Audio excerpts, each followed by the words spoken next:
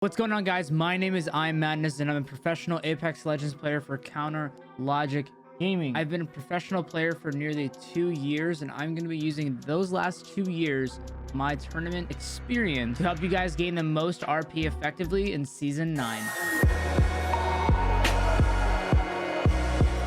With that being said, let's get started in the video. Tip 1 is going to be earning KP, otherwise known as kill points, effectively. Maxing out your kill multiplier is probably the most important way to gain RP efficiently. The strategy that I found that works absolutely the best is to look for a fight shortly after landing or in a nearby location to pick up 2 or 3 KP. It's very important that you do this in the early game, because mid to end game, almost every fight that gets taken, unless it's not avoidable, is gonna get third partied almost instantaneously. Once you get the early KP, you want to play for a good rotation in the zone and look for like a power spot to kind of get to the end game. This will allow you to pick up the remaining 3 to 4 KP in the end game when you close out the game with a win or almost with a win. The only time you should be taking fights in your mid game is if you're very confident that it would be an isolated fight, or if it's on edge. Even though it being on edge doesn't mean it's not going to get third party, you have at least a decent chance of it not. So those are the only 2 circumstances that you should be fighting in mid game. Second tip, number 2, is your drop spot.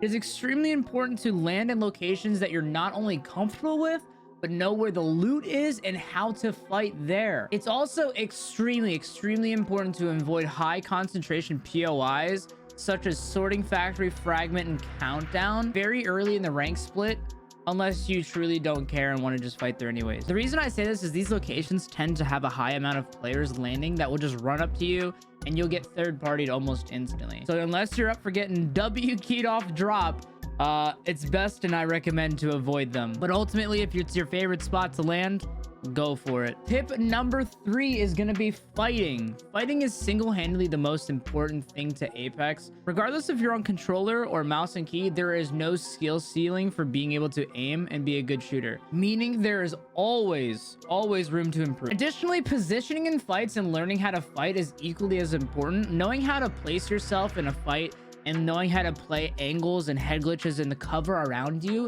is probably the most important thing that I see what makes the difference between a good player and a great player. You want to be able to utilize the terrain around you to be showing as least of your body as possible to prevent yourself from taking damage, because at the end of the day, what wins fights is putting out more damage than your enemy. If you guys would be looking for a more in-depth explanation, let me know in the comments and I'm open to creating a positioning guide. So if you guys are interested in that, drop a comment down below and let me know. Moving on to tip number 4. This is going to be your team compositions. Team comps are also extremely important because they help you stay alive, hold off fights, and more importantly, make it to the end game. Over time, Respawn has actually done a pretty good job of making a good amount of characters be equally effective, but characters that you still would want to stay away from that are least ineffective for gaining RP and ranked would be Mirage, Wattson, Crypto, Fuse, and Rampart. These characters' utility kits are just not up to par to all the other legends in the game and what they can provide for you in their category. And with that being said, just about any other pick other than those 5 is going to be a pretty good choice. All of those remaining characters have high win rates and can contribute in meaningful ways to the team. It's also extremely important, if you want to get the absolute most out of your team comp, to run 2 mobility characters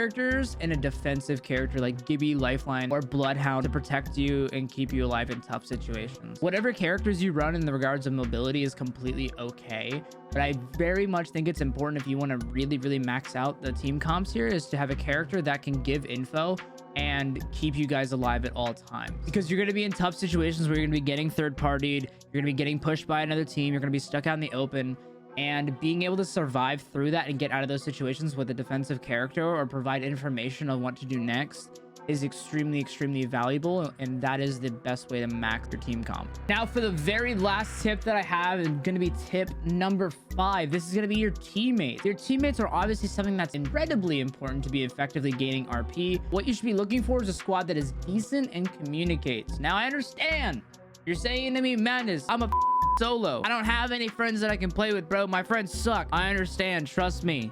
I've been there before. If you're a solo player, what I recommend is when you're playing ranked, if you find a player that's either communicating really well and is decent, you get along with them, the vibes are good, you're feeling it together, invite them after that game is over. Even if you're just a duo, you do not have to 3-stack. Playing duo is a lot better than playing solo, both for the mental, so you don't lose your freaking mind, and it also will help you gain a little bit of RP effectively because you'll have someone that'll listen to you and trust your calls, and you guys can play off each other a lot better. If that is truly not an option for you either, I'll be happy to let you know I will be creating the first professional solo to masters guide in the upcoming weeks for this season for anyone that is currently solo and wants to get out of their comfort zone and finally hit that rank they've always wanted to. With that being said, I hope some of these tips were able to help you, and I'm excited to hear your feedback on if you learned anything, and more importantly, if this was able to help you gain more RP in season 9. Season 9 has a lot of anticipation, and it's going to be an amazing season. So I hope you guys were able to learn something new.